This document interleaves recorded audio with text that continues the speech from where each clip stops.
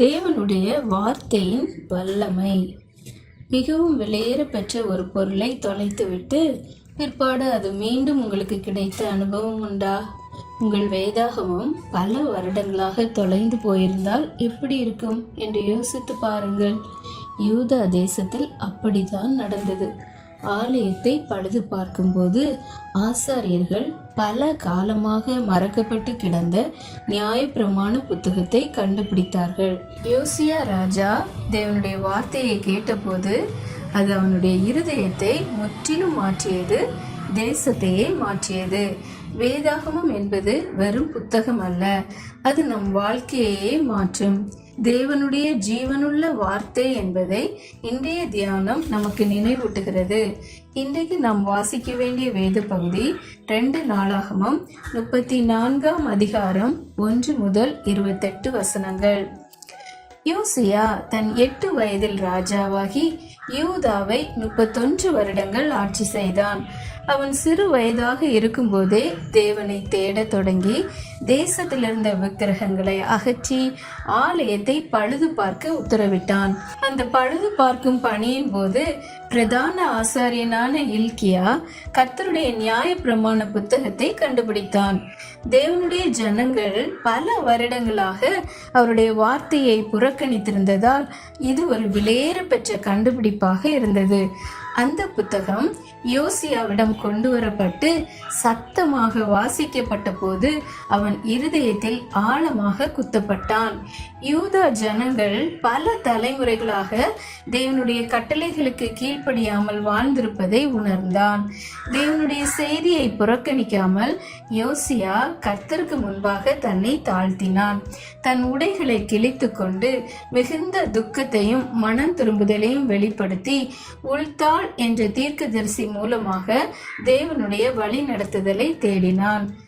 யூதா ஜனங்களின் நீண்ட கால பாவத்தின் நிமித்தம் நியாய தீர்ப்பு வரும் என்று தேவன் தெரிவித்தார். இருப்பினும் யோசியா தன்னை தாழ்த்தி தேவனை தேடியதால் அவனுடைய காலத்தில் அந்த தண்டனை வராது என்று தேவன் வாக்குறுதி அளித்தார். அதன் பின் யோசியா ஜனங்கள் எல்லாரையும் ஒன்று கூட்டி தேவனுடைய வார்த்தையை உரக்க வாசித்து உடன்படிக்கையை புதுப்பித்து எல்லாரும் கர்த்தரை பின்பற்றும்படி ஊக்கப்படுத்தினான். சாமுவேல் தீர்க்கதரிசியின் நாட்களுக்கு பிறகு நடைபெற்ற மிக பெரிய பஸ்கா பண்டிகையையும் அவன் கொண்டாடினான். யோசியா தன் வாழ்நாளின் இறுதி வரை தேவனுக்கு உண்மையாய் ஊழியம் செய்தான். ஆனால் தன் ஆட்சியின் முடிவில் தேவனிடம் கேட்காமல் எகிப்திய ராஜாவான நேகோவுக்கு எதிராக போருக்கு சென்ற தவறான முடிவை எடுத்தான். அந்த போரில் காயமடைந்து மரித்தான். உண்மையுள்ள தங்கள் ராஜாவை இழந்து யூதா ஜனங்கள் அனைவரும் துக்கம் கொண்டாடினார்கள். இதிலிருந்து நாம் கற்றுக்கொள்ளும் பாடம்: இன்றைக்கு பலரிடம் வேதாகமம் இருக்கிறது, ஆனால் அதை தினமும் வாசிப்பவர்கள் சிலர் மட்டுமே. அதில் சொல்லியிருப்பதன் படி கீழ்ப்படிபவர்கள் அதைவிட சிலர் மட்டுமே. தேவனுடைய வார்த்தைக்கு நம் வாழ்க்கையை மாற்றும் வல்லமை உண்டு. ஆனால் நாம் அதை கேட்டு அதன்படி நடக்கும்போது மட்டுமே அது சாத்தியம் என்பதை யோசியா நமக்கு கற்றுத் தருகிறான். டார்ச் லைட்டை ஆன் செய்யாமல் பயன்படுத்த முயல்வதை கற்பனை செய்து பாருங்கள். வெளிச்சம் வராதுதானே? வேதாகமமும் அப்படித்தான். அதை திறந்து வாசித்து அதன்படி நடந்தால் மட்டுமே அது நமக்கு வழிகாட்டும். வேதாகமத்தை வாசிக்கும் போது உங்களுக்குள்ளேயே 4 கேள்விகளை கேளுங்கள்.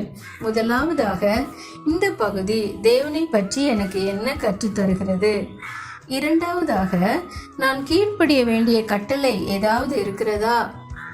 மூன்றாவதாக, நான் நம்ப வேண்டிய வாக்குத்தத்தம் இதில் இருக்கிறதா? நான்காவதாக, நான் தவிர்க்க வேண்டிய பாவம் ஏதேனும் இருக்கிறதா? தேவன் இன்றைக்கும் தம்முடைய வார்த்தையின் மூலமாக பேசுகிறார். தாழ்மையான இருதயத்தோடு வேதாகமத்தை திறக்கும் போதெல்லாம் உங்களுக்கு கற்றுத்தர தேவன் ஆயத்தமாய் இருக்கிறார்.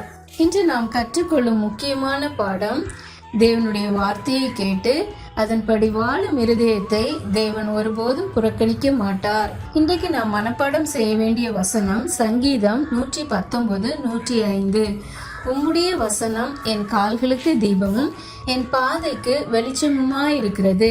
நம்முடைய ஆவிக்குரிய வளர்ச்சிக்காக இன்று நாம் செய்ய வேண்டிய காரியம், தினமும் வேதாகமும் வாசிக்கும் பழக்கத்தை தொடங்குங்கள். காலை அல்லது மாலை வேளையில் ஒரு குறிப்பிட்ட நேரத்தை ஒதுக்கி 10 முதல் 15 நிமிடங்கள் தேவனுடைய வார்த்தையை வாசித்து கற்றுக்கொண்ட காரியங்களுக்காக ஜெபியுங்கள். அறிவு சார்ந்த வளர்ச்சிக்காக நாம் செய்ய வேண்டியது, இன்றைய மனப்பாட வசனத்தை மனனம் செய்து அதன் அர்த்தத்தை உங்கள் சொந்த வார்த்தைகளில் விளக்கி சொல்லுங்கள். வேதாகம வசனங்களை மனப்பாடம் செய்வதைப் போலவே அதை புரிந்து கொள்வதும் முக்கியம். இன்று நாம் சரீர வளர்ச்சிக்காக குறைந்தது 30 நிமிடங்கள் ஃபோன், டிவி போன்றவற்றை ஒதுக்கி வைத்துவிட்டு புத்தகங்களை வாசியுங்கள். அல்லது வெளியே சென்று நடந்து தேவனுடைய படைப்புகளை ரசியுங்கள். இன்று சமுதாய வளர்ச்சிக்காக நாம் செய்ய வேண்டியது, நீங்கள் கற்றுக்கொண்ட ஒரு வேதாகம வசனத்தையோ அல்லது ஒரு நல்ல பாடத்தையோ உங்கள் குடும்பத்தினரிடமோ அல்லது நண்பரிடமோ பகிர்ந்து கொள்ளுங்கள். தேவனுடைய வார்த்தையை பிறருடன் பகிர்வது அவர்களுக்கு பெரிய உற்சாகத்தை தரும். நாம் ஜெபிப்போமா? அன்பு தகப்பனே, இந்த வேலைக்காக உமக்கு நன்றி செலுத்துகிறோம்ப்பா. யோசியா ராஜா மூலமாக நீர் எங்களோடு பேசின காரியங்களுக்காக உமக்கு நன்றி செலுத்துகிறோம். அப்பா, நாங்களும் எங்கள் வாழ்க்கையில் வேதத்தை அனுதினமும் வாசிக்கவும், அதை தியானிக்கவும், அதற்கு கீழ்ப்படிந்து நடக்கவும் எங்கள் ஒவ்வொருவருக்கும் கிருபை தாங்க. இயேசு கிறிஸ்துவின் நாமத்தினாலே ஜெபிக்கிறோம் பிதாவே, ஆமேன்.